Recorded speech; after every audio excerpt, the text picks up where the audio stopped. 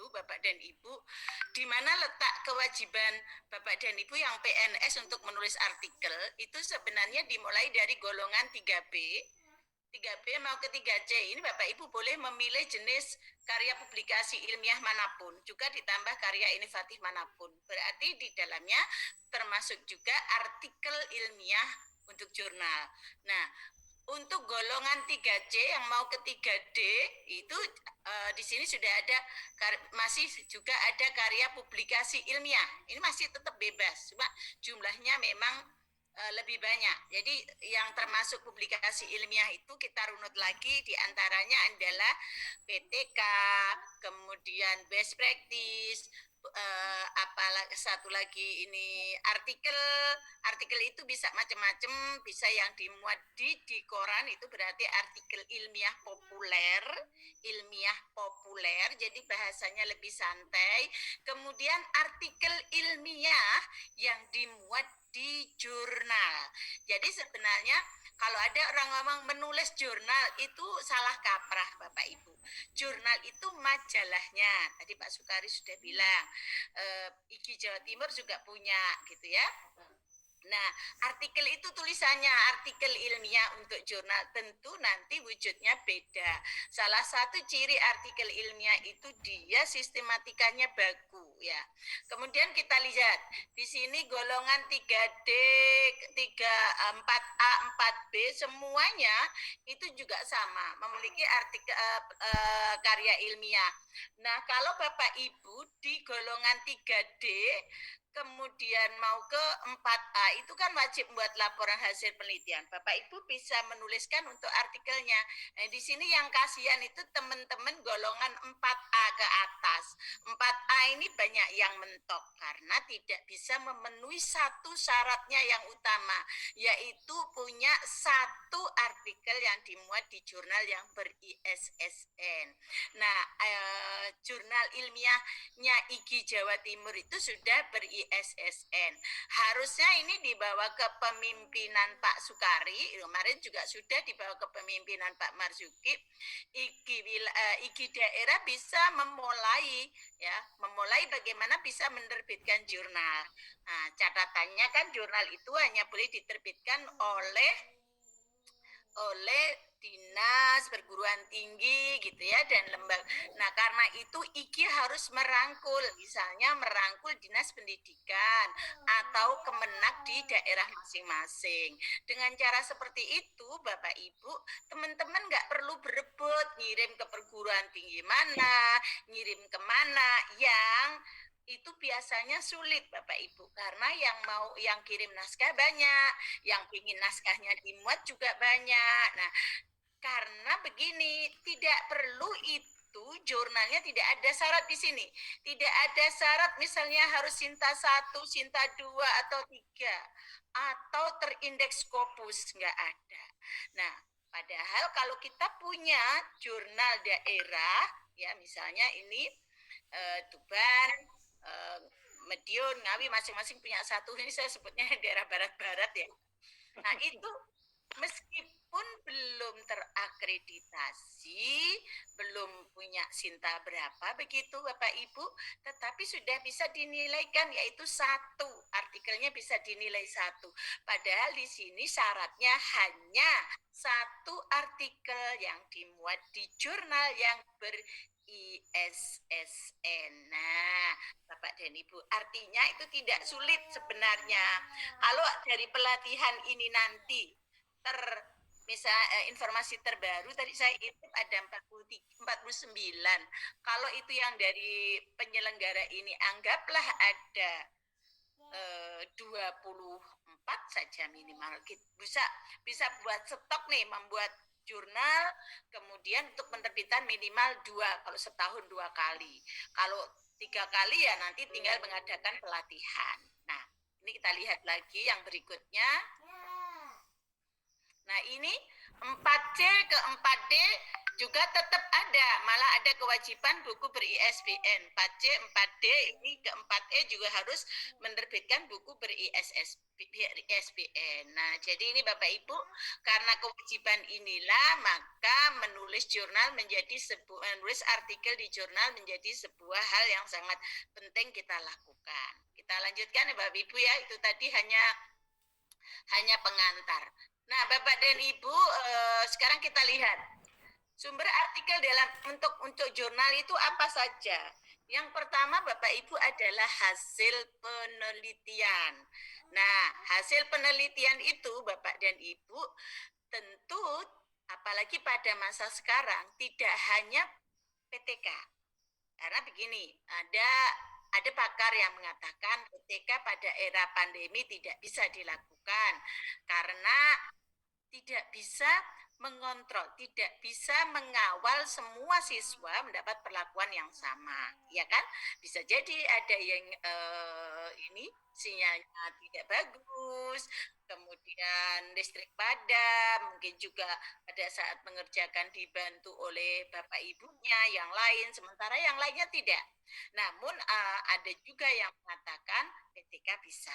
Saya tidak mau berpolemik soal itu. Kalau saya lebih memilih cari yang aman, yang tidak berpolemik. Misalnya apa?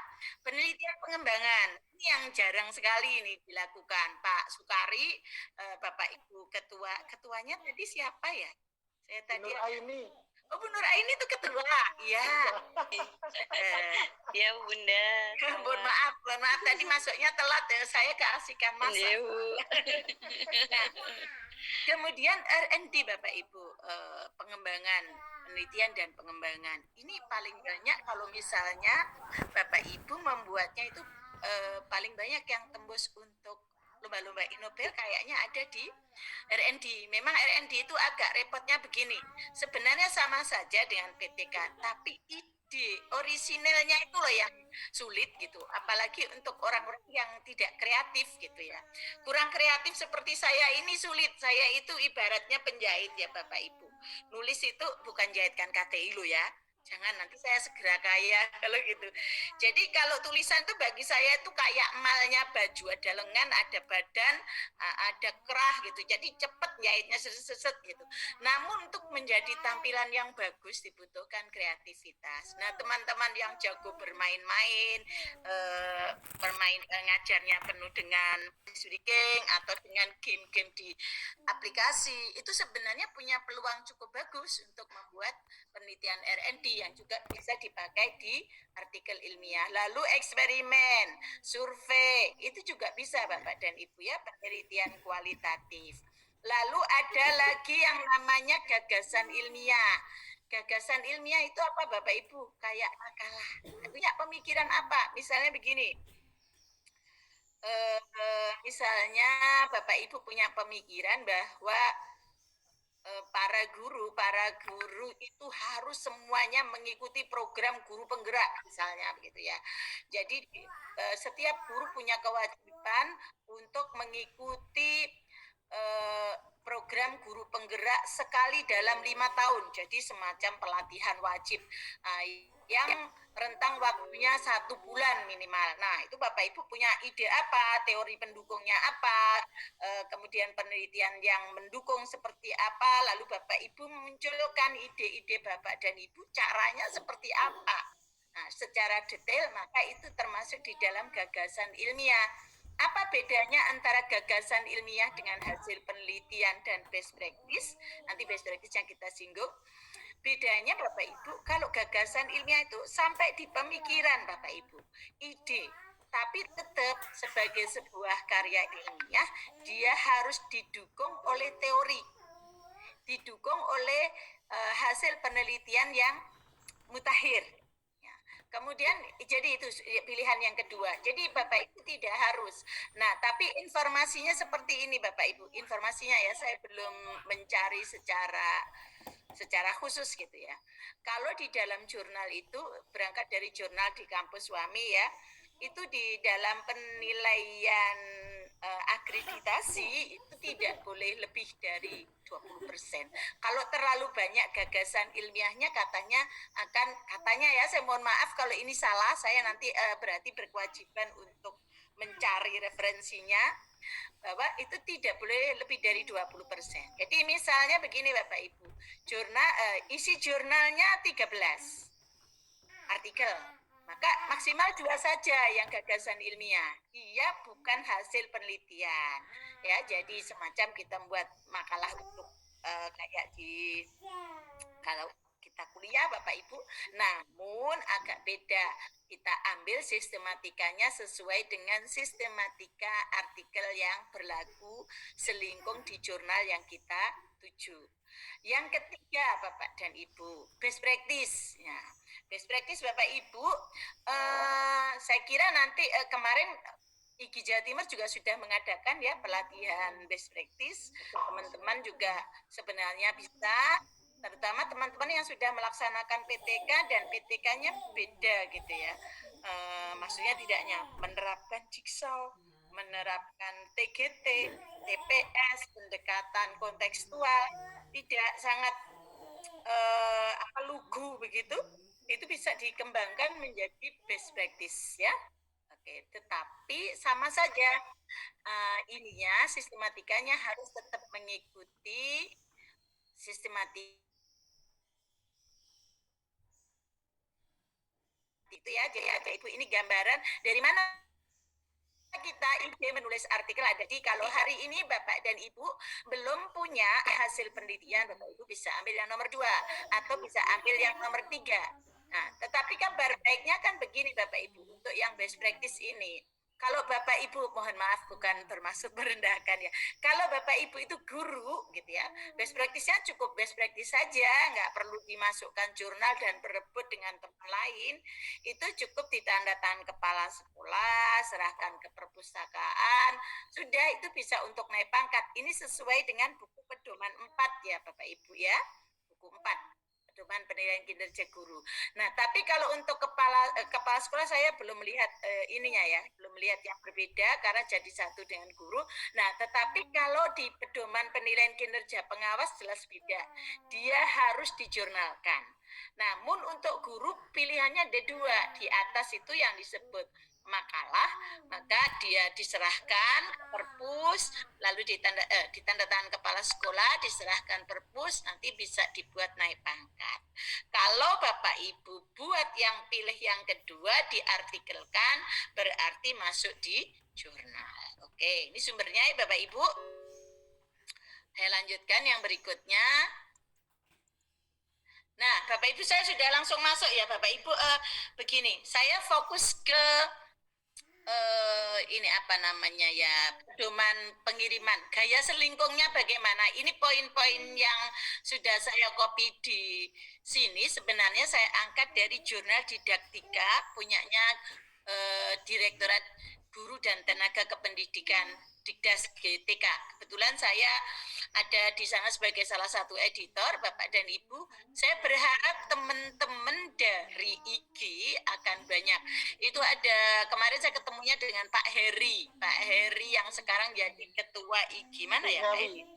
IGI Ngawi. Sebenarnya di putaran kedua di Jogja saya juga rencananya mau diundang, tapi ketika dihubungi saya tidak bisa, bentrok dengan acara di Malang, lanjut dengan acara kantor yang untuk ke Lotim ya Bapak Ibu. Jadi harapan saya begini, Bapak Ibu, yang namanya ini gaya selingkungnya, panduan untuk nulis artikel pada dasarnya sama, hampir sama. Nanti cuma ada perbedaan mungkin ukuran huruf kayak gitu ya, tapi secara umum itu sama saja. Sama dengan panduan Bapak Ibu nulis PTK, itu biasanya antara misalnya ya wilayah binaan LPMP mana dengan LPMP mana, sebenarnya sama, hanya bedanya sedikit-sedikit. Nanti Bapak Ibu menyesuaikan dengan gaya selingkung di daerah tersebut. Sama juga untuk yang ini saya ambil yang dari Direktorat GTK, sebenarnya sama juga dengan yang dikembangkan di kantor kami di Jurnal Didaktika. Jadi mohon maaf ya Bapak Ibu, kita ambil yang bukan merendahkan yang di kantor saya, kita ambil yang lebih skopnya lebih nasional dan ini untuk guru. Jadi saya nggak ambil misalnya yang dari UM ya. Kenapa? Karena jurnal ini benar-benar untuk guru. Ya, jadi ini meskipun saya ngambilnya dari didaktika, tapi setelah saya lihat-lihat beberapa jurnal yang dikhususkan oleh guru, sedikit sekali perbedaannya ya Bapak Ibu. Oke, kita lihat judul artikel. Yang pertama, judul itu harus singkat Bapak dan Ibu ya. Singkat, padat, menunjukkan isi. Jadi nggak boleh ada judul yang kayak novel gitu ya. Misalnya melangkah 1000 langkah menuju sukses gitu, 1000 langkah. Nah, ini memang benar langkahnya 1000. Benar Bu, melangkah ke depan gitu. Kalau belum genap 1000, kalau ternyata nggak genap 1000, diulang lagi, mundur lagi sampai genap 1000. Nggak begitu ya Bapak dan Ibu. Tapi benar-benar harus singkat, padat dan menunjukkan isi. Ini khas ya untuk yang kedua, bahasa Indonesia baku sehingga nanti editingnya pun juga baku. Ada baiknya sih menurut saya kalau suatu saat ini IGI Jawa Timur mungkin ya mengadakan pelatihan untuk bagaimana mengedit jurnal ilmiahnya supaya benar-benar menggunakan bahasa Indonesia yang baku. Penulisannya seperti apa? Karena penggunaan bahasa juga menjadi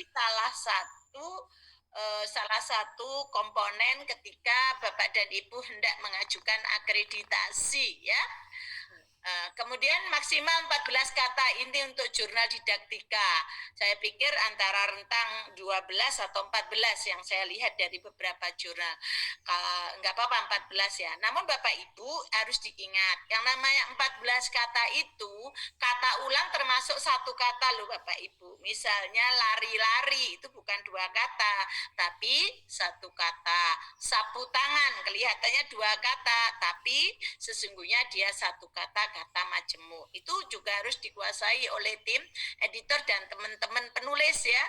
Kemudian namanya ditulis tanpa gelar. Sesungguhnya yang nama tanpa gelar ini juga berlaku pada penulisan buku ya Bapak dan Ibu ya. Kita untuk di penerbitan kami juga sudah akan dimulai seperti itu.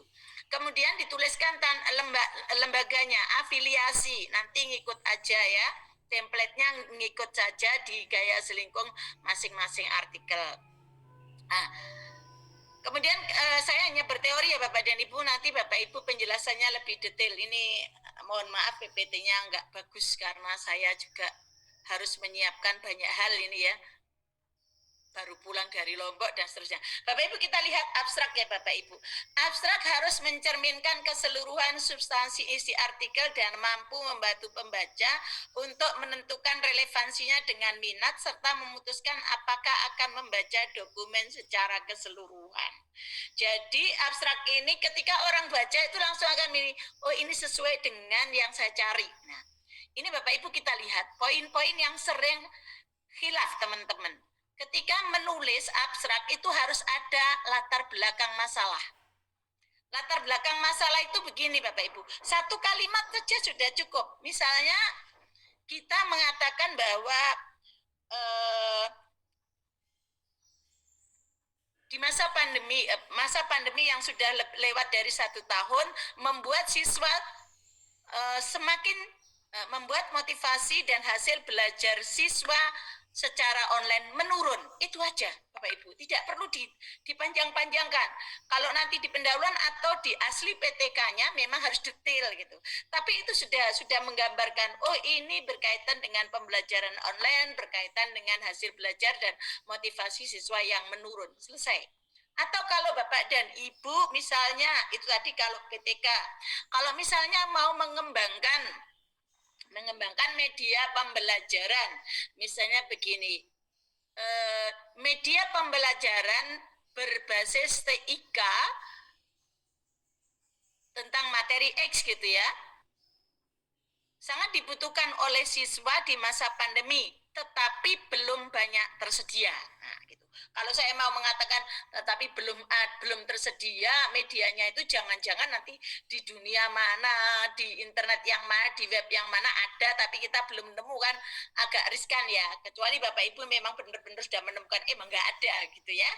Nah, kemudian sebutkan tujuan penelitian. Nah, jadi tujuan penelitian ini tidak perlu permasalahannya Bapak Ibu ya. Kemudian fokus masalah. Tujuan penelitiannya meningkatkan hasil belajar misalnya ya. Hasil belajar itu kan banyak Bapak dan Ibu. Nah, Bapak Ibu bisa fokuskan di mana?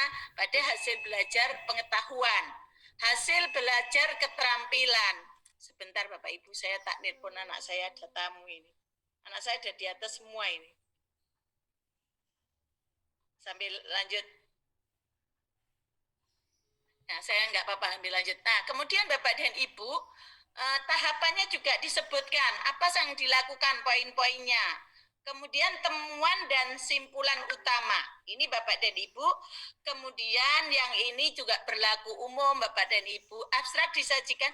Dok, ada tamu, Dok. Ting-tong, Dok. Mohon maaf ya Bapak Ibu, anak-anak saya ada di lantai atas, gangguan. Kemudian Bapak Ibu, tahapan pentingnya seperti apa, temuannya, simpulannya, ini Bapak Ibu kemudian disajikan dalam dua bahasa, yaitu bahasa Indonesia dan bahasa Inggris. Nah, memang agak ribet ya Bang, kita yang nggak mampu bahasa Inggris, tapi paling tidak Bapak dan Ibu bisa ngecek nanti di Google Gramatikal. Ini anak saya sudah turun, saya sudah bisa fokus lagi. Oke, Bapak Ibu saya lanjutkan. Jadi ini Bapak Ibu nanti dicek ketika menulis abstrak, apakah poin-poin ini sudah muncul. Kadang-kadang teman-teman itu nggak lengkap ini, yang dibahas apalah sampai setting lah. Nah, ini kalau di situ disampaikan metode atau tahapan penting penelitian, ya misalnya kalau metode penelitian, tapi ke Pak Yasin. Siapa sih? Tanya nanti masih ke Pak Yasin, kalau jauh suruh nunggu gitu ya. Suruh masukkan aja Dok di depan. Nah, kemudian metodenya penelitian tindakan kelas yang dilakukan dalam 2 siklus, masing-masing siklus terdiri dari perencanaan dan sebagainya sampai refleksi, titik. Kalau misalnya Bapak dan Ibu metodenya adalah R&D, sebutkan penelitian ini adalah penelitian pengembangan menggunakan model Diagarajan misalnya dengan 4 tahapan. Di satu apa, mulai definisi sampai terakhir, sampai disseminate, misalnya seperti itu. Nah, itu disebutkan poin-poinnya, nggak perlu waktunya, nggak perlu jumlah siswanya. Kalau PTK itu kan jelas analisisnya juga disebutkan, analisis hasil penelitian secara kuantitatif dan kualitatif. Nah, itu ya Bapak dan Ibu. Kemudian temuannya dan simpulan utama. Saya kira Bapak Ibu paham itu, jangan panjang-panjang, diambil dari simpulan ya. Oke Bapak dan Ibu, kalau Bapak Ibu misalnya mengirimnya sekitar 205 atau 100, pokoknya 210 lah misalnya, masih bisa dikawal oleh editornya biasanya ya. Tapi jangan kurang dari 150. Oke, saya lanjutkan. Nah, bagian pendahuluan Bapak Ibu, saya yakin Bapak dan Ibu sudah pernah membuat KTI, sudah membuat PTK, penelitian-penelitian lain. Kita lihat ya, biasanya teman-teman kalau menyusun pendahuluan di bagian artikel itu banyak banget gitu. Bagian latar belakangnya. Kita ingat apa sih latar belakang itu? Latar belakang yang ditampilkan di sini itu lebih ke arah ini Bapak Ibu. Kesenjangan kenyataan dan kondisi ideal. Nah, tadi bicara soal kesenjangan kondisi idealnya itu pembelajaran online itu anak tetap motivasi belajar tinggi, hasil belajarnya tinggi, dapat menyelesaikan apa itu namanya tuntutan kurikulum seperti itu ya Bapak dan Ibu, dan anak tetap senang belajar. Nah, lalu didalami masalah yang terjadi, anak-anak motivasinya turun, hasil belajarnya turun, didalami masalahnya. Kenapa motivasinya turun? Coba dicek. Nah, itu kalau dalam PTK, R&D dicek itu, gurunya dilihat. Jangan-jangan kita gurunya yang ngajarnya ngaco nih. Gurunya ngajarnya cuma pakai WhatsApp. Gurunya cuman ngasih link ini, tonton video di sini gitu ya. Tidak ada apapun. Gurunya cuma kirim tugas, kerjakan tugas buku paket halaman sekian-sekian. Saya yakin guru IKI nggak ada yang seperti itu, karena guru IKI adalah guru-guru yang luar biasa. Nah, kemudian dilihat lagi medianya. Jadi sebenarnya pendalaman masalah itu ada di identifikasi masalah. Di semua bagian yang berkaitan dengan masalah yang kita angkat itu dilihat. Kalau pembelajaran itu pasti gurunya, sarana prasarananya, bahan ajar, muridnya, nah kemudian kurikulumnya gitu. Nah, jadi kurikulum itu kurikulum bisa kurikulum sekolah ya, kurikulum tingkat satuan pendidikan. Misalnya masalah waktu. Ya, misalnya selalu saya dapat jamnya jam terakhir gitu. Pastilah yang namanya jam terakhir kayak gimana gitu ya. Kalau kita nggak jago-jago banget ngajarnya ya rawan sekali anak-anak akan ngantuk jam-jam kritis itu ya.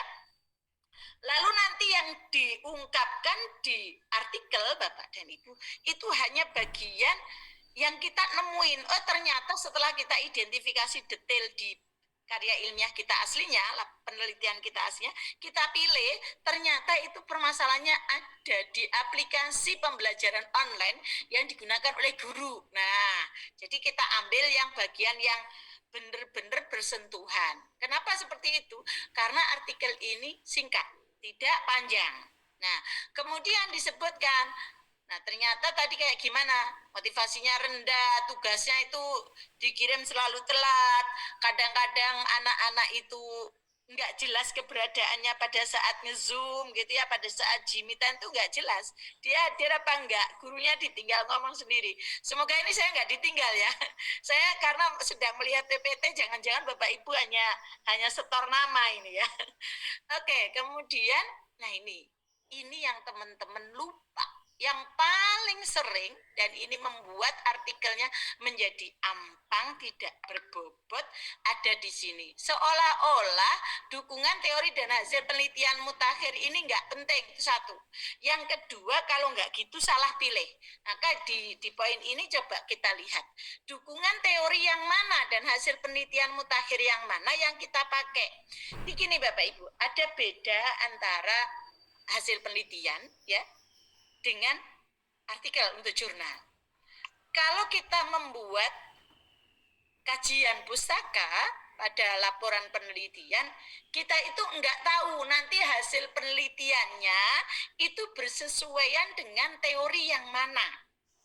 Ya kan, Bapak Ibu ketika membuat PTK itu bab 1, bab 2, kita nyusun kajian teori tentang misalnya motivasi belajar atau aktivitas belajar. Kita nggak tahu nanti di temuan penelitian kita teori yang mana yang paling banyak berkaitan itu kan teori motivasi belajar banyak, anggaplah 15 halaman gitu ya. Apalagi kalau disertasi, tesis gitu pasti panjang-panjang. Begitupun juga dengan hasil belajar. Banyak teorinya. Jadi kita pilih gitu. Misalnya kayak gini Bapak Ibu. Pada saat kita di laporan hasil penelitian kita menemukan, ini di laporan penelitiannya Bapak Ibu ya. Di laporan penelitian kita melihat bahwa aplikasi misalnya apa ya? Aplikasi Google Classroom misalnya ya, Google Classroom gitu, atau aplikasi yang pertanyaan-pertanyaan yang game-game permainan aja. Game-game permainan itu ternyata membuat rasa ingin tahu siswa meningkat. Mereka juga menjadi tertarik untuk menyelesaikan tantangan-tantangan yang ada, apalagi dengan pemberian hadiah.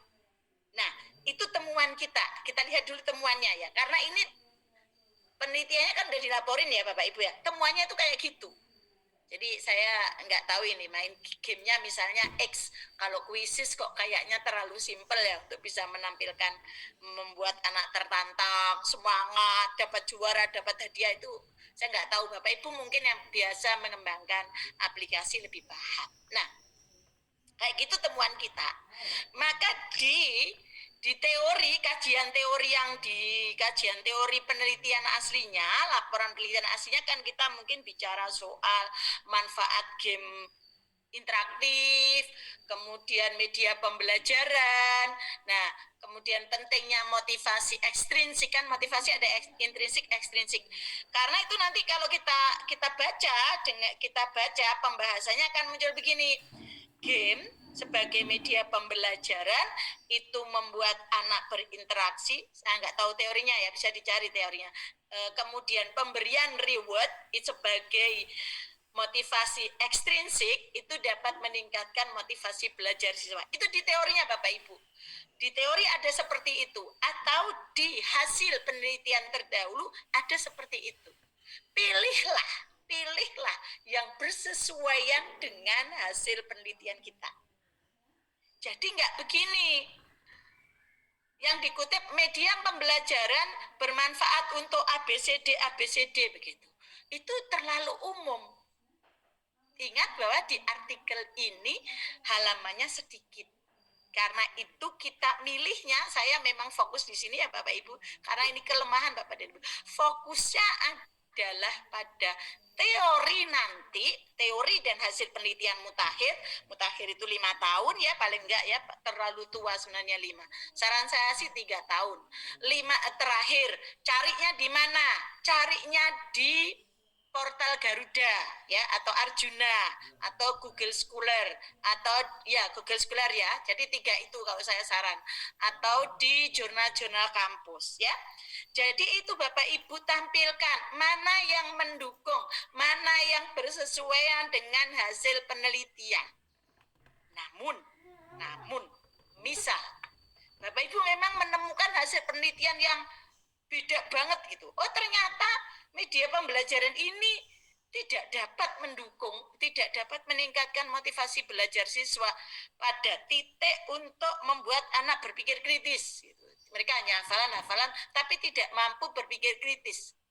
Dan hasil penelitian Bapak Ibu itu nggak cocok dengan hasil penelitiannya Pak Ali misalnya tahun 2020. Maka penelitian Pak Ali itu hasilnya Bapak Ibu bisa letakkan di bagian pendahuluan. Nanti kita bisa baca. Jadi hasil pembahasan itu nanti ada 2. Yang bersesuaian dengan teori atau yang memang bertolak belakang. Nah, Bapak Ibu ya, jadi yang di sini jangan lupa ngambilnya adalah teori dan hasil penelitian yang benar-benar mendukung hasil penelitian karena kita sudah dapat. Ya, hasil penelitiannya sudah dapat, beda dengan laporan penelitian yang memang ketika kita meneliti hasilnya belum ada. Atau yang memang bertentangan. Nah, lalu begini mungkin Bapak dan Ibu. Bu, PTK saya itu kan saya laksanakan tahun 2019. Kemudian biasanya nih ya Bapak Ibu ya, biasanya ini saya langsung nunjuk hidung yang mana ya? Di sini ada hidungnya.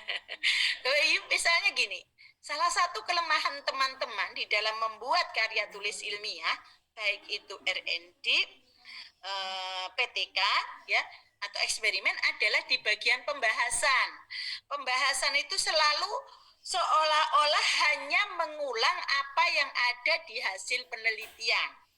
Diringkes, kalau di hasil penelitian wujudnya tabel-tabel gitu ya, lalu di pembahasan menjadi dalam bentuk grafik, dalam bentuk chart ya. Nah, diagram begitu ya Bapak Ibu. Bukan hanya seperti itu Bapak Ibu, tapi dibaca dengan kajian teori dan hasil penelitian mutakhir. Nah, ini menjadi bahan dari yang saya katakan tadi. Karena itulah kalau Bapak Ibu laporan penelitiannya sudah benar ya, sudah benar, maka gampang Bapak Ibu menuliskannya di sini, tinggal pilih. Biasanya kan begini di pembahasan ini, hasil penelitian ini, peningkatan hasil belajar siswa setelah menggunakan media pembelajaran ini sesuai dengan hasil penelitian yang dilakukan oleh Ali 2019. Nah, kemudian dikaitkan dengan teori. Peningkatan hasil belajar ini terjadi karena motivasi belajar siswa meningkat, mereka menjadi lebih terlibat secara aktif dalam belajar, tidak hanya menghafalkan. Karena menurut Sukari 2020 gitu ya, media pembelajaran aplikasi game online dapat bla bla bla berteori.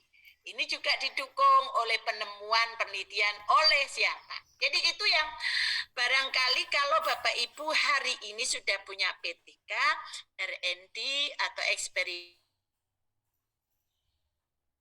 coba dicek lagi, adakah pembahasannya sudah seperti itu?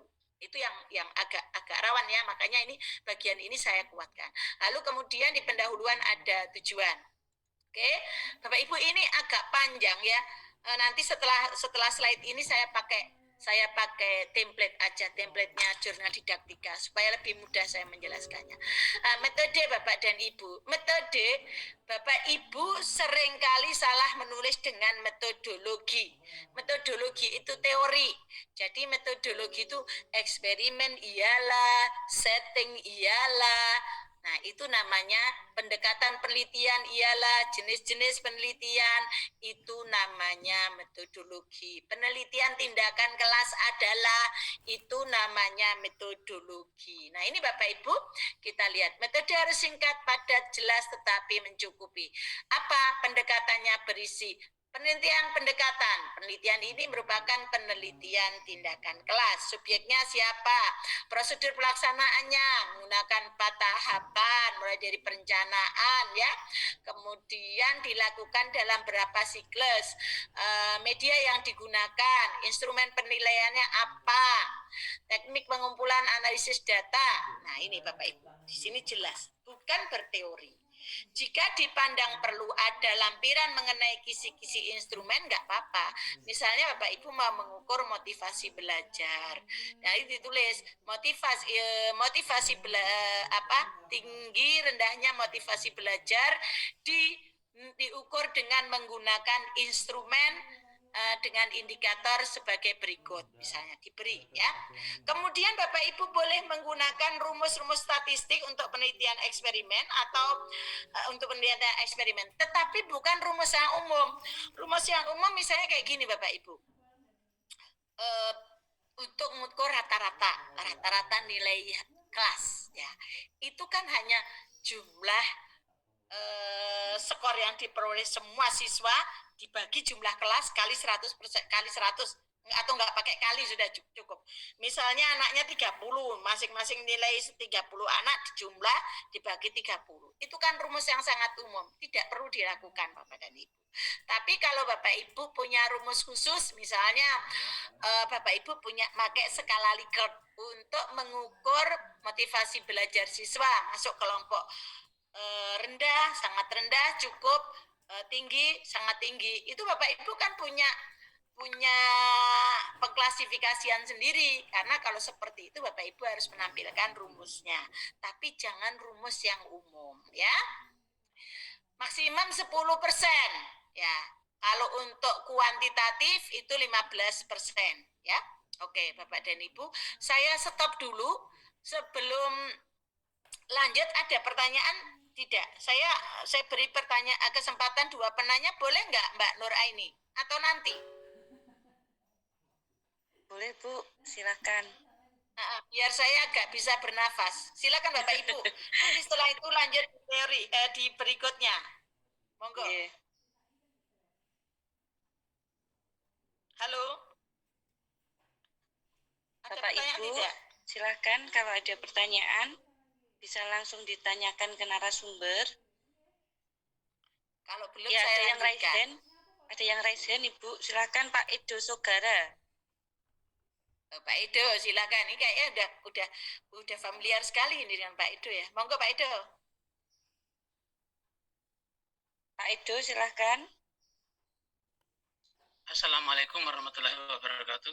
Waalaikumsalam warahmatullahi wabarakatuh. Terima kasih Bu Is atas penjelasannya, dan mungkin ada sedikit yang saya tanyakan tentang penulisan artikel di jurnal Bu. itu apa bisa kita umpamanya kita mengkombinasikan dengan bahasa Inggris dan bahasa Indonesia gimana Bu? Itu apa boleh atau hanya bahasa Inggris saja gitu loh Bu? Itu dalam kombinasinya gimana maksudnya? Pertanyaan pertama tadi, boleh nggak kita kombinasi judul itu dengan bahasa Inggris?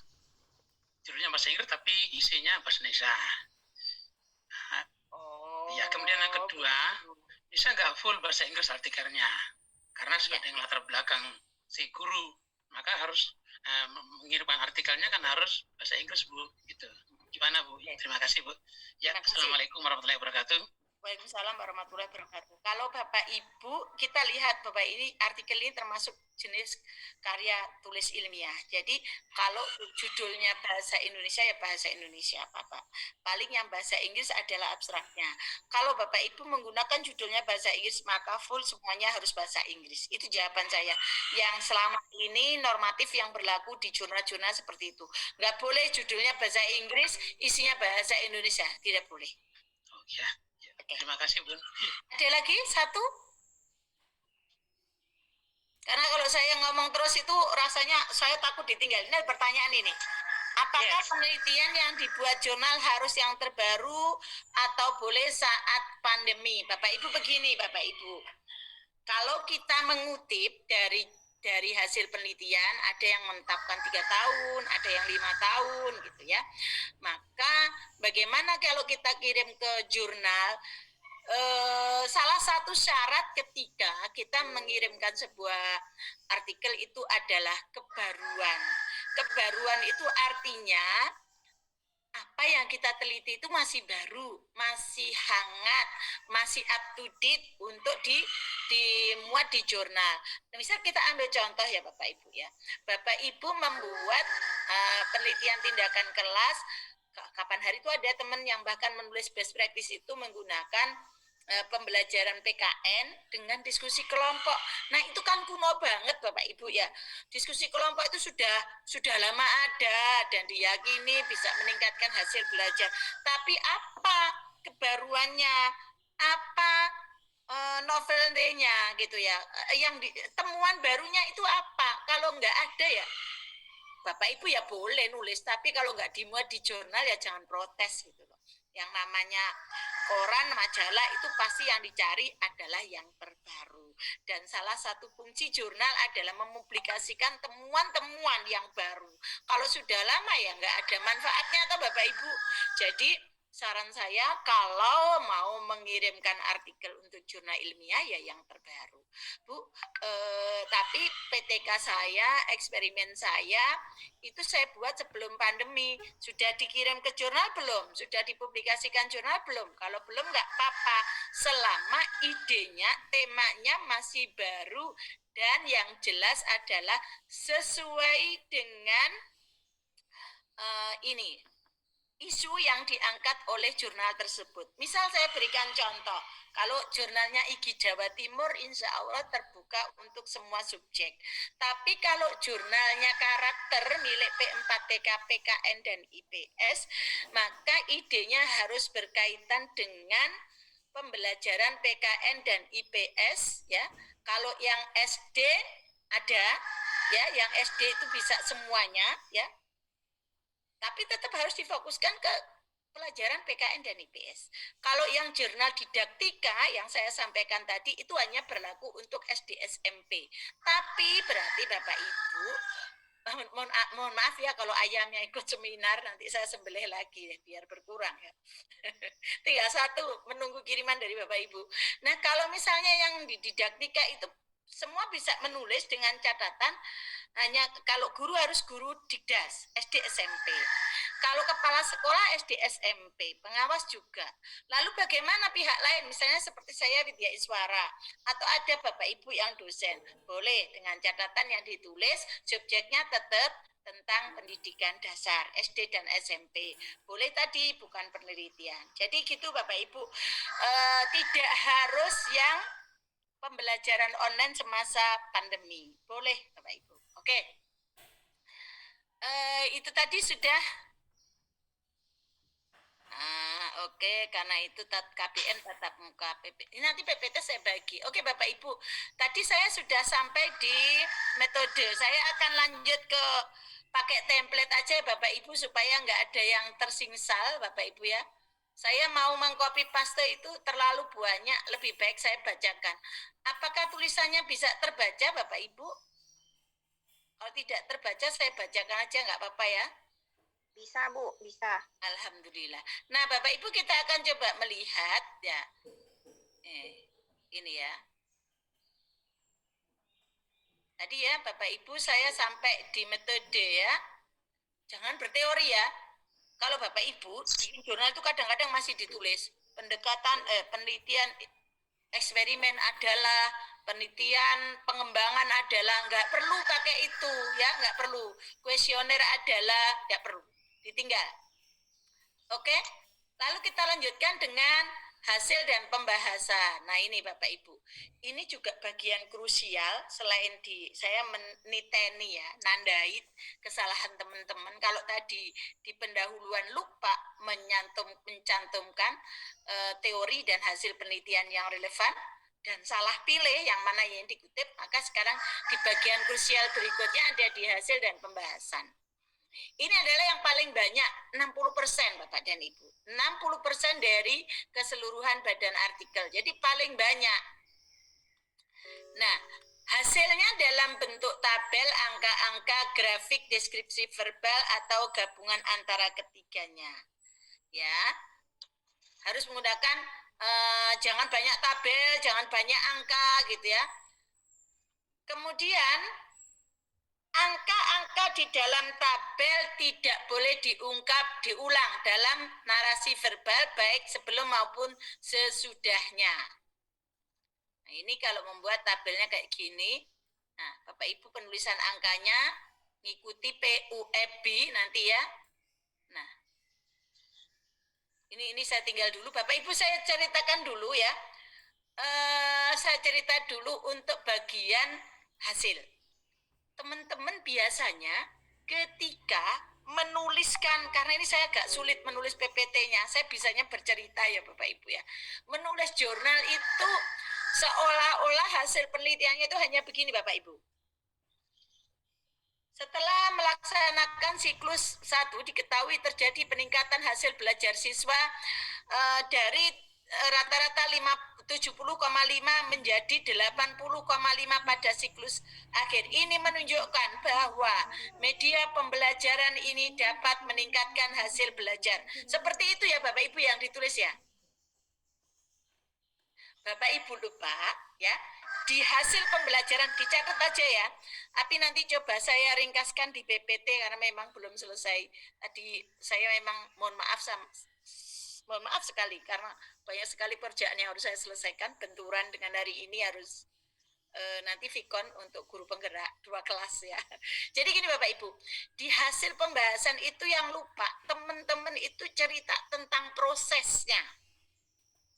Jadi mestinya harus diceritakan proses belajar misalnya dengan PTK, itu proses pembelajaran yang paling sempurna. Kalau PTK itu kan ada 2 siklus ya Bapak Ibu ya. Ada 2 siklus. Ya, 2 siklus misalnya minimal 2 siklus. Bapak Ibu cerita, pembelajaran menggunakan media pembelajaran ini dilakukan. Pertemuan pertama guru menjelaskan KD, tujuan pembelajarannya, setelah itu guru menggunakan medianya, lalu siswa secara berkelompok menggunakan sendiri media tersebut, lalu diskusi dan presentasi lanjut dilakukan dengan menggunakan Windows Shopping. Berbeda dengan pelaksanaan siklus 1, window shopping dilakukan dengan cara, mungkin kalau ada di siklus 2 ada perubahan. Jadi ada jelas gitu Bapak Ibu. Tidak yang paling sering teman-teman prosesnya hilang. Ya, pelaksanaannya. Kalau Bapak Ibu yang R&D bagaimana?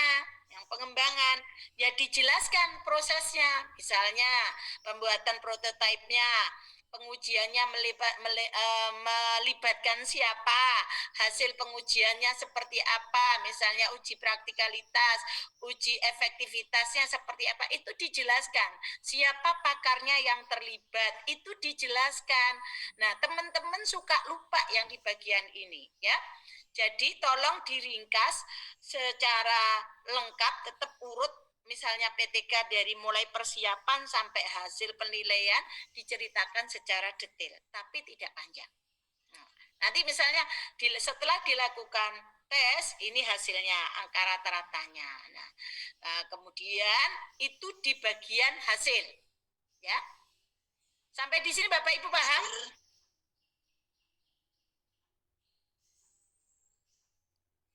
Oke, ada yang bertanya ini, apakah hasil penelitian selalu ditampilkan dalam tabel, grafik, atau cukup dalam bentuk deskriptif? Begini Bapak Ibu, sarannya adalah variatif. Kalau ditampilkan di dalam deskripsi semua secara verbal, itu lelah orang membaca. Tetapi kalau disajikan dalam bentuk tabel, grafik, atau kemudian diagram, orang lebih mudah membaca secara cepat dan lebih menarik. Nah, itu alasannya. Jadi dibuat variasi, bukan hanya kalimat. Ya, saya lanjutkan. Saya lanjutkan dengan ininya Bapak dan Ibu ya. Nah, ini kalau yang teori penulisan saya tinggal ya. Nah, Bapak Ibu, nah ini kadang-kadang kalau penelitian kualitatif ya, misalnya teman-teman mau bertanya tentang misalnya eksperimen, pengaruh penggunaan media apa gitu ya, terhadap motivasi dan hasil belajar siswa. Bapak Ibu ingin menjelaskan bagaimana motivasi siswa gitu ya, bagaimana motivasi siswa, tanggapan siswa, maka boleh ditampilkan Bapak Ibu, ditampilkan wawancaranya, tapi dikutip yang penting misalnya. Nah, nanti ada contohnya, insya Allah ada enggak ya? Oh, nanti saya buatkan. Misalnya begini. Nah, jadi nampilkannya langsung begini. Berkaitan dengan motivasi belajar, dengan kemenarikan misalnya, kemenarikan media pembelajaran yang dikembangkan, Sofia, siswa kelas 7, salah satu responden menyatakan, ini Bapak Ibu, lihat di sini kalimatnya dia pendek. Saya senang karena media ini membuat saya bisa belajar sewaktu-waktu dan bisa berlomba dengan teman-teman untuk menjadi juara dan dapat piala. Rasanya seperti main game saja. Nah, Bapak Ibu lihat, bahasanya ini sangat tidak baku Bapak Ibu. Ini karena bahasa lisan. Tidak apa-apa, tapi ini penting gitu. Tidak perlu Bapak Ibu mencantumkan misalnya begini. Salah satu menyatakan, menurut saya media ini, teman saya juga setuju Pak. Nah, yang tambahan-tambahan itu nggak perlu. Ini kan poinnya sudah jelas. Bisa belajar sewaktu-waktu, bisa berlomba dengan teman, dapat piala. Berarti ini rewardnya. Rasanya seperti main game. Jadi Bapak Ibu untuk penelitian kualitatif ya boleh. Ini kalau bersumber dari wawancara. Nah, kita lihat lagi. Pengamatan. Nah, ini misalnya, ini saya memberikan contoh ya, berdasarkan pengamatan pada siklus 1,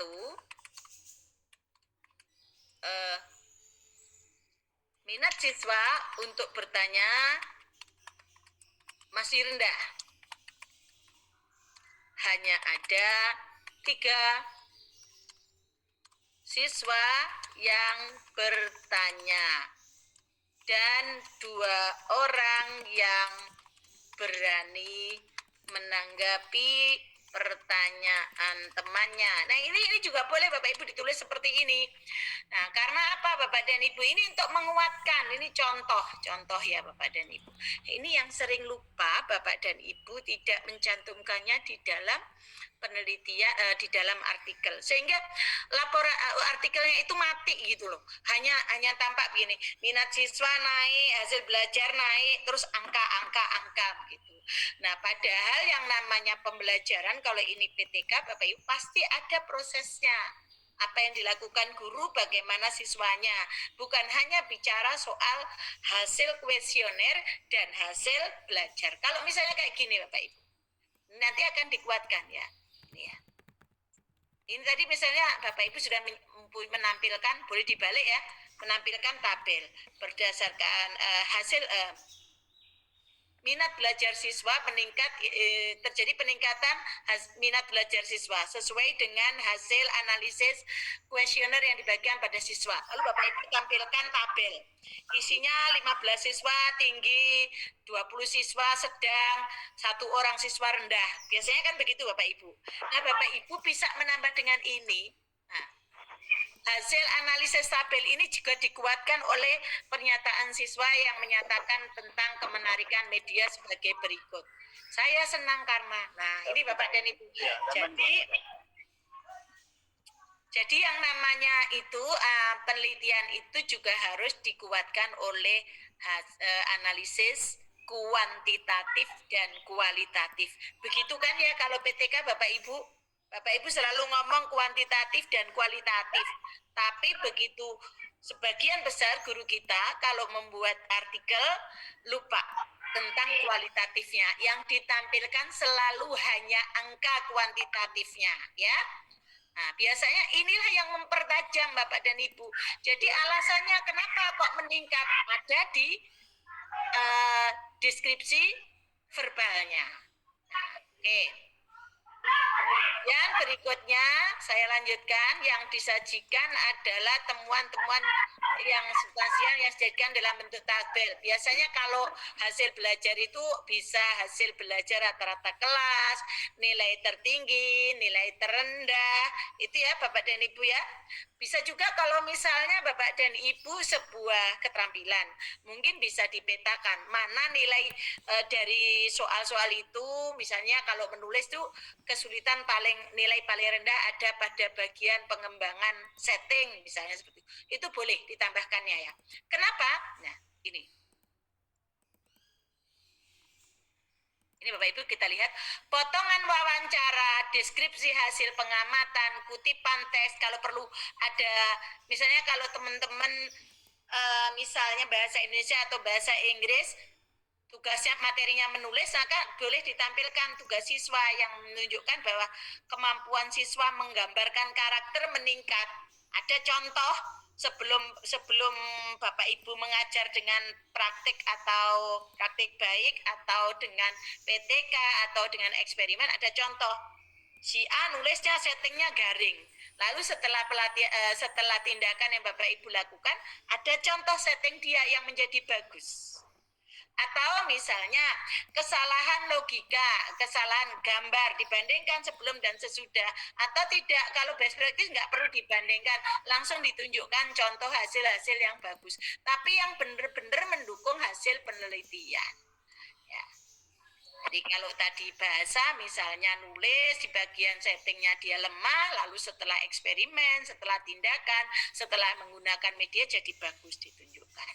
Kalau melukis misalnya biasanya caranya itu kasar, tiba-tiba kuasanya itu menjadi halus. Saya kurang paham juga ya, tapi Bapak Ibu atau mungkin prosedurnya kalau sebelum pelaksanaan yang Bapak Ibu lakukan itu anak-anak salah langkah gitu ya.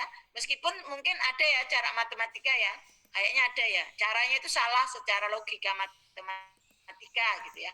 Tapi dia bisa jawab betul, entah karena kebetulan atau bagaimana, setelah tindakan jadi benar. Nah, dikutipkan mana yang menguatkan bukti bahwa dia langkahnya jadi benar. Nah, itu contoh ya Bapak Ibu. Nah, itu adalah hasil. Jadi di hasil itu kita hanya nampilin mana-mana yang terjadi di dalam proses penelitian. Karena kalau Bapak Ibu bisa menampilkan tadi proses di kelas kayak gimana, kemudian ada kutipan teksnya, ada kutipan pernyataan siswa memang diperlukan yang mendukung hasil penelitian, itulah yang akan menunjukkan bahwa kita itu benar-benar penelitiannya otentik. Nah, ini yang menguatkan. Ini paling lemah teman-teman ada di sini, di hasil penelitian. Dan pembahasan berikutnya ya. Nah, sekarang pembahasan. Ini Bapak dan Ibu, ini saya tebeli. Kemarin saya di GTK, ini yang saya tebeli. Saya di GTK saya pakai ini juga menjelaskannya ya. Pembahasan harus diperkaya dengan merujuk atau membandingkan hasil penelitian sebelumnya yang telah diterbitkan dalam jurnal ilmiah bereputasi. Bukan yang abal-abal ya, saya tidak akan membahas yang ini. Yang penting insya Allah kalau misalnya Bapak Ibu ikut punyanya IGI, insya Allah paling tidak bisa memenuhi syarat untuk kenaikan pangkat ya. Jurnal ilmiah bereputasi, carilah lembaganya ya, lihat dulu lembaganya, karena begini Bapak Ibu, di internet itu banyak ditawarkan jurnal-jurnal ya. Saya yakin bukan ya kayak untuk sementara saya tidak bicara jurnal ilmiah atau Triindex Scopus, yang penting siapa yang menerbitkan jurnal itu harus kredibel. Kalau tadi kan saya tunjukkan di kantor saya jurnal karakter, kemudian yang saya ada itu ada di jurnal didaktika GTK. Nah, di Jawa Timur ada jurnal IGI Jawa Timur. Mungkin setelah ini ada ya deh teman-teman, ini IGI daerah yang terlibat di sini mungkin yang belum bisa dikawal untuk menerbitkannya. Kan keren, nanti guru-guru IGI bisa pangkatnya bagus dan secara kinerja juga bagus karena Bapak Ibu berkarya.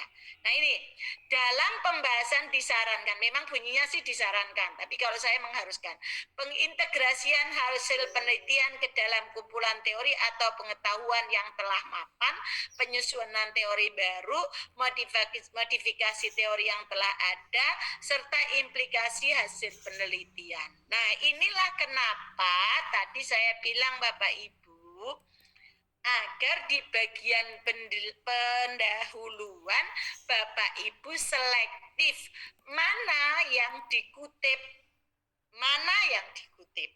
Kalau tadi Bapak Ibu misalnya penggunaan media game online interaktif, misalnya namanya keren gitu aja lah. Ya, nama game online-nya interaktif itu keren misalnya begitu. Bapak Ibu kan membuat sendiri, tapi di bagian pendahuluan, nah kalau ini hasil penelitian mengatakan bahwa media yang Bapak Ibu kembangkan itu dapat meningkatkan motivasi dan hasil belajar siswa, kalau PTK ya. Nah, Bapak Ibu di bagian pendahuluan sudah harus kutip bagian teori tentang media mana yang interaktif. Ya, bahwa ada media interaktif, kelebihan media interaktif online itu dapat apa, kan biasanya kelebihan atau manfaatnya itu banyak, pilih yang klik gitu ya, yang mendukung banget dengan hasil penelitian. Jadi kelebihan di antara manfaat media game online interaktif adalah dapat meningkatkan motivasi dan hasil belajar siswa. Menurut Ali, media game online merupakan kutip 1 atau 2 kajian teori. Lalu ditambah lagi dengan hasil penelitian yang mendukung.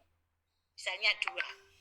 Nah, nanti Bapak dan Ibu ketika menuliskan di sini, Bapak Ibu bisa ngomong peningkatan hasil penelitian ini sesuai dengan pendapat Ali bahwa media game online dapat ini peningkatan motivasi terjadi karena media online yang dibuat ini sesuai dengan teori Ali bahwa media game online bermanfaat untuk ini. Hasil penelitian ini juga sejalan dengan hasil penelitian, lihat di pendahuluan tadi yang dikutip Avandi 2020 yang menemukan bahwa, lihat, jadi di bagian ini, di bagian pembahasan harus bertalian erat dengan bagian pendahuluan. Bisa dipahami Bapak Ibu? Saya intip dulu. Bapak Ibu bisa dipahami? Angkat jempol direction. Kalau belum saya akan mengulang ya. Jadi Bapak Ibu pastikan di pendahuluan yang dipakai untuk membahas harus ditulis di pendahuluan. Oke, alhamdulillah. Jadi Bapak Ibu begitu ya, harus ada di pendahuluan. Apa yang ditulis di pendahuluan nanti dipakai untuk membaca di pembahasan. Oke ya, karena apa? Di jurnal itu sitasi, kutipan, sumber yang kita tulis nanti yang akan kita tulis di bawah di bagian daftar pustaka. Bukan begini, saya pakai buku penelitiannya Sugiono Bu waktu penelitian. Saya menggunakan itu.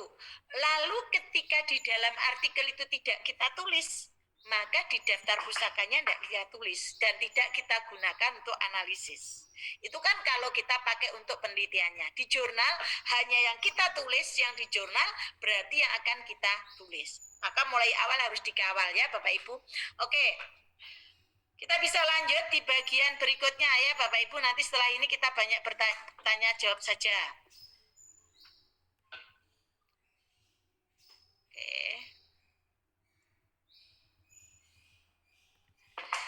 Kalau yang cara pengutipan nanti Bapak Ibu bisa lihat ya, ini ada tahunnya, koma. Nah, oke. Cara pengutipan Bapak dan Ibu. Nah, ini cara pengutipan ya Bapak dan Ibu. Saya akan bicara soal pengutipan, nanti saya akan kenalkan Bapak dan Ibu dengan Mendeley. Sebelumnya Bapak Ibu ada pertanyaan saya, adakah yang belum pernah mendengar dan menggunakan Mendeley? Yang sudah, oke. Ada berapa orang nih yang sudah menggunakan Mendeley dulu? Yang sudah pernah menggunakan Mendeley, kasih reaction, jempol yang sudah pernah. Saya ingin tahu, ada nggak yang sudah pernah menggunakan Mendeley?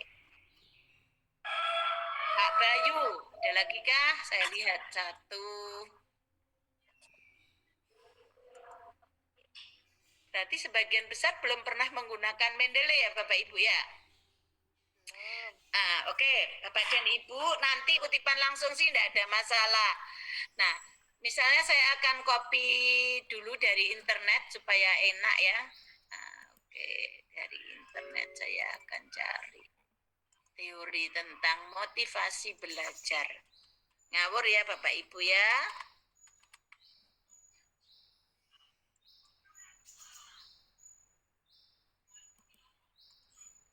Izin dulu saya carikan. Motivasi belajar adalah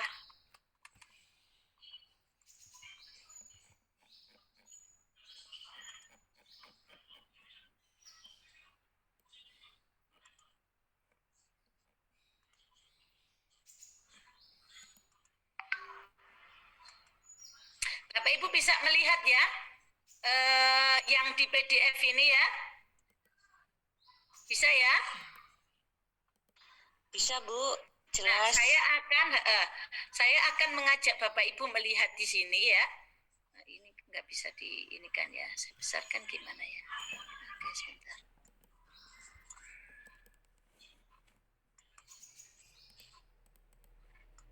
Saya bacakan dulu saja Bapak Ibu. Nah, ini sama trik ya, motivasi belajar. Ini ada menurut Fillmore, Stanford gitu kayak gini Bapak Ibu. Kalau yang seperti ini ya. Ini oke. Motivasi adalah kondisi yang menggerakkan manusia ke arah suatu tujuan. Lalu Sardiman 2018, motif sebagai daya penggerak dalam diri dan di dalam subjek. Oke, kita lihat dulu. Ada motivasi belajar menurut Sardiman, keseluruhan daya penggerak. Lalu ada UNO. Nah, Bapak Ibu lihat ini ada yang salah ya. Cara penulisannya nanti Bapak Ibu terapkan baik di jurnalnya, di artikel jurnal maupun di KTI.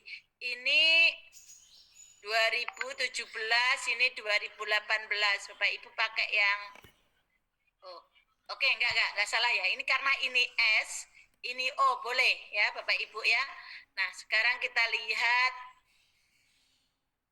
ini Bapak Ibu, ini adalah cara nulis yang benar. Tadi dia bicara motivasi belajar, menurut Sardiman, menurut Uno, lalu Bapak Ibu lihat yang di sini. Ini namanya kajian. Dari beberapa pengertian motivasi belajar menurut para ahli di atas dapat disimpulkan bahwa motif belajar merupakan, nah ini namanya kajiannya Bapak dan Ibu. Kalau KTI Bapak Ibu masih menurut, itu namanya kompilasi, namanya sajian, belum kajian ya. Jadi cuma nempel-nempel. Ini dulu yang kita lihat ya. Nah, saya akan mengcopy paste yang ini dulu, lalu kita praktek ya. Saya copy dulu di Word. Nah, nanti kita bisa praktek bersama-sama. Nah, sebentar, tadi mana tadi?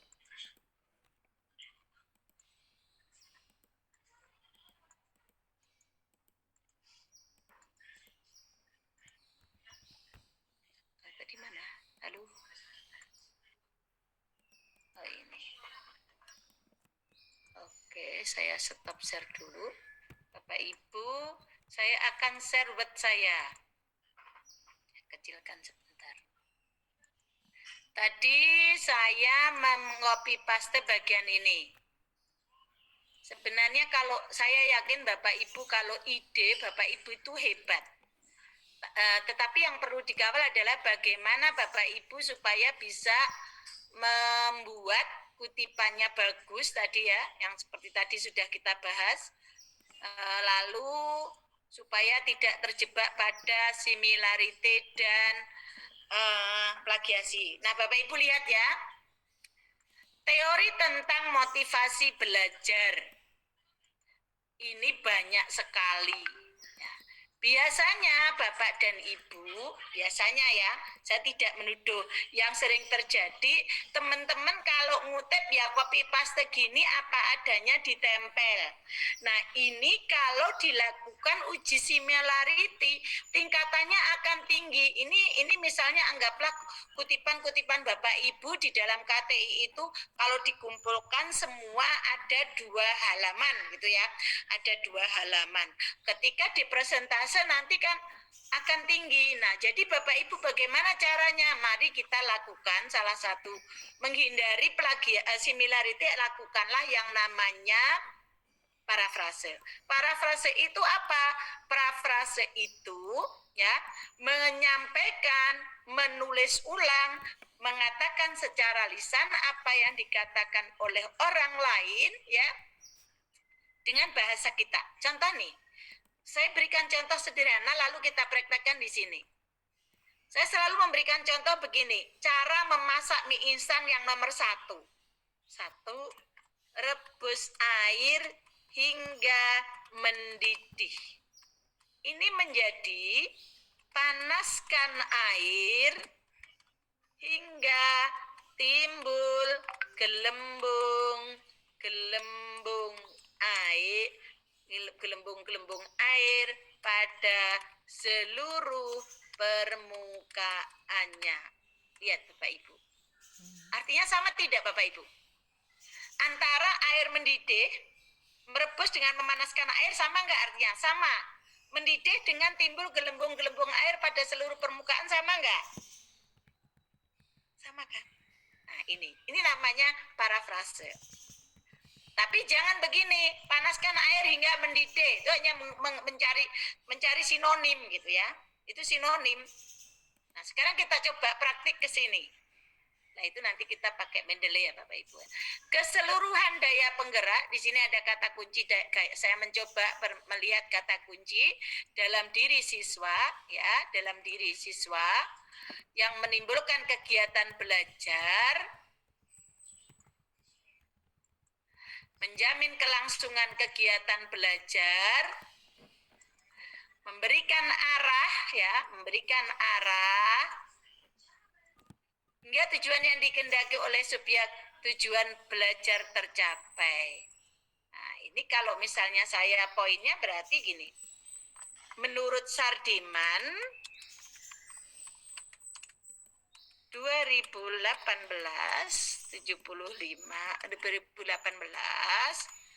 motivasi belajar merupakan energi dalam diri seseorang yang mampu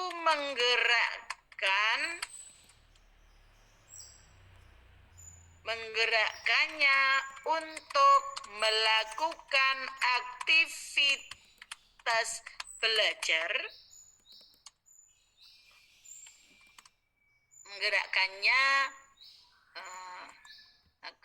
dengan pola tertentu, dengan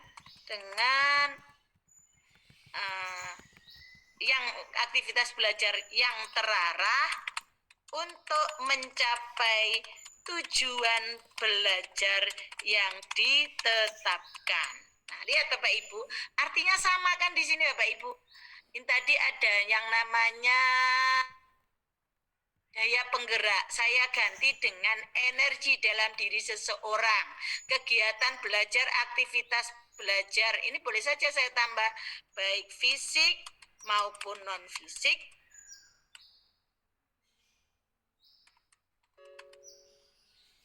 Yang terarah, ini ya, mandiri maupun di bawah bimbingan guru untuk mencapai tujuan belajar yang ditetapkan. Ini sama persis Bapak Ibu artinya. Inilah yang dimaksud dengan parafrase. Sampai di sini Bapak Ibu, saya stop dulu parafrasenya, bisa dipahami? Bapak Ibu bisa dipahami kah? Alhamdulillah. Jadi Bapak Ibu nanti kalau mengutip baik untuk laporan penelitiannya maupun untuk jurnalnya, Bapak Ibu harus pandai-pandai mengetahui. Ini kata kuncinya apa sih? Yang mau diomongkan apa? Lalu omongkan. Kayak gini Bapak Ibu. Sederhananya, kalau anak itu ngerti, dia misalnya begini, anak-anak ini tanggal berapa ya? Saya tak lihat kalender biar pas ngomongnya. Kalender hari ini tanggal 4 ya, besok itu tanggal 5. Besok misalnya anak-anak masuk sekolah, terus gurunya ngomong, anak-anak kita libur mulai tanggal 6 sampai tanggal 11. Tanggal 12 kita masuk. Ya. Tanggal 5 itu Senin, tanggal 11 itu Minggu, tanggal 12 Senin. Jadi liburnya Senin, mulai Senin masuknya Senin. Kalau anak yang pinter, stop ini aku nggak pakai headset. Nah, kalau anak-anak yang pinter mampu memparafrase, kalau paham, dia akan ngomong ke ibunya. Ibu, kata Bu Guru, ya, oh liburnya mulai tanggal 6, liburnya mulai Senin, tanggal 6, masuknya tanggal 12. Kalau anak yang pinter, dia nggak akan ngomong begini ke ibunya. Bu, ya bukan berarti dia nggak pinter, saya mohon maaf. Bu, kata Bu Guru, kita libur mulai tanggal 6 sampai tanggal 11. Tapi kalau anak yang pintar dia kan ngomong, Bu, kata Bu Guru mulai besok libur, masuknya itu Senin depan. Sama nggak artinya? Sama kan? Itulah parafrase. Sama juga dengan Bapak Ibu sebagai penulis, ya termasuk nulis buku. Maka tulislah dengan cara parafrase. Jadi kalau diuji similarity-nya akan kelihatan ini penulis yang ngerti atau cuma tempel-tempel kayak anak SD. Nah, biasanya Bapak Ibu lupa melakukan hal seperti itu. Maka mulai hari ini setelah kenal parafrase, Bapak Ibu ayo kita menulis karya tulis ilmiah dengan melakukan parafrase. Itu ya Bapak Ibu. Oke, saya akan lanjutkan dengan yang berikutnya. Paham ya? Parafrase bisa kita tinggal ya? Bu Nur Aini kita sampai jam berapa? Mungkin Bu Istiqomah bisa istirahat untuk sholat nanti Bu. Tapi kalau jadwal kita sampai jam 1. Bapak Ibu langsung nanti di-download lalu diinstal ya. Saya tidak karena punya saya sudah. Yang nomor ini, peningkatan aktivitas belajar siswa di era pandemi melalui pemanfaatan Google Classroom. Ini punya siapa? Saya Bu. Oke, secara judul oke. Kita akan langsung bandingkan dengan yang panjang ini ya Bapak Ibu ya. Jadi yang di sini meningkatkan motivasi siswa kelas 10 dan 11 SMKN 1 Singgahan dalam mengikuti ujian akhir. Nah, ini di masa pandemi. Jadi kalau menulis jurnal, judulnya itu settingnya nggak usah ditulis Bapak Ibu. Setting itu apa? Siswanya kelas berapa, SMP-nya mana, tahunnya kapan, itu tidak perlu ditulis. Ya, jadi yang lainnya sudah selamat ya, tapi untuk yang ini Bapak Ibu, ini kurang tepat. Ya. Jadi kalau begitu bagaimana? Ini langsung begini aja, meningkatkan motivasi siswa. Nah, motivasi ini apa? Motivasi itu kan macam-macam. Motivasi belajar, motivasi sukses, motivasi karir, motivasi menulis gitu. Nah, jadi Bapak Ibu harus fokus. Ini motivasinya apa? Kemudian berikutnya ada penggunaan perancah untuk meningkatkan pemahaman struktur. Oke, peningkatan aktivitas belajar di pelajaran bahasa Inggris di materi listening. Nah, yang ini tadi ini jelas caranya ya, bandingkan antara yang peningkatan aktivitas belajar melalui pemanfaatan Google Classroom dengan yang ini. Peningkatan aktivitas belajar di pelajaran bahasa Inggris materi listening. Punya siapa ini? Halo Bapak Ibu, yang menulis listening siapa?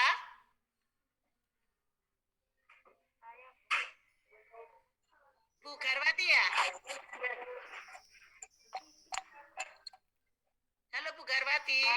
Halo ya. Ibu caranya bagaimana? Nah, ini maksudnya apa? Kita menyelesaikan masalah ini atau kita harus menyesuaikan. Saya runtuh sekarang di pemikiran saya ini. Saya makanya membuat judul seperti ini, kan saya ingin mencari letak masalahnya agar di pembelajaran ini tuh bisa lancar tanpa terkendala, itu gimana gitu. Maksud saya itu seperti itu. Oke, pertanyaan saya, Bapak Ibu ngikuti ya. Karena kita masalah-masalah yang terjadi di lapangan. Pertanyaan saya, Ibu ini sudah melakukannya atau masih mikir? Masih berpikir. Berarti jenis artikelnya adalah jenis artikel gagasan ilmiah. Nah, Ibu masih berpikir tadi bagaimana meningkatkan aktivitas belajarnya, bagaimana caranya, begitu kan? Halo? Halo Ibu Garwati? Oke, mungkin Bu Garwati itu terputus. Jadi Bapak Ibu, judul seperti ini tidak pas rasanya kalau diangkat sebagai artikel gagasan ilmiah, karena dia tidak memberikan solusi. Tadi Ibu juga bercerita bahwa ini masih ada masalah. Nah, kalau kita menulis untuk artikel jurnal ilmiah, wujudnya adalah gagasan, Bapak Ibu harus punya cara dulu, ide dulu. Kayak gini misalnya Bapak Ibu. Tapi nanti untuk diangkat di seminar kolegial rencananya itu. Saya ini kan bukan guru, bukan kepala sekolah, tapi saya punya pemikiran begini, bahwa di masa pandemi sebuah sekolah itu harus mengembangkan, masalahnya itu adalah saya melihat motivasi dan hasil belajar sebagian anak pada masa pembelajaran di pandemi ini menurun. Terus orang tua juga bingung, anak ini gimana disuruh belajarnya, lebih banyak main game, itu masalahnya. Lalu saya mikir bahwa sebenarnya bisa kok, saya itu sebagai orang tua mikir harusnya itu pelajarannya kayak gini, terus sekolah harus kayak gini. Itu saya mikir. Lalu saya berpikir, oh kalau begitu perlu adanya yang namanya kurikulum kolaborasi. Kolaborasi tiga kaki atau apalah namanya, kurikulum kolaborasi 3 kaki. Maksud saya itu ya orang tua, ya siswanya, ya sekolah. Nah, lalu saya menjelaskan caranya kayak gini, kenapa alasannya tadi seperti tadi. Kemudian saya menjelaskan bahwa kurikulum itu yang baik itu ya harus mendengarkan dari orang tua kesulitannya apa, harus anak maunya apa. Nah, kemudian dilihat dari tuntutan kurikulum yang ditetapkan oleh sekolah, maka muncul nanti mungkin adanya di ekstrakurikuler meskipun masa pandemi, mungkin nanti yang pingin nulis dibuatkan kelas pelatihan menulis, yang pingin musik diajari musik secara online. Nah, namanya itu adalah kurikulum kolaborasi 3 kaki. Misalnya seperti itu. Karena itu belum saya lakukan, maka saya menulisnya menjadi artikel ilmiah dari gagasan. Tentu nanti saya akan menggabungkan dengan kajian teori tentang kurikulum, tentang peran orang tua, tentang parenting, tentang minat bakat anak gitu. Itu namanya artikel dari gagasan ilmiah. Tapi kalau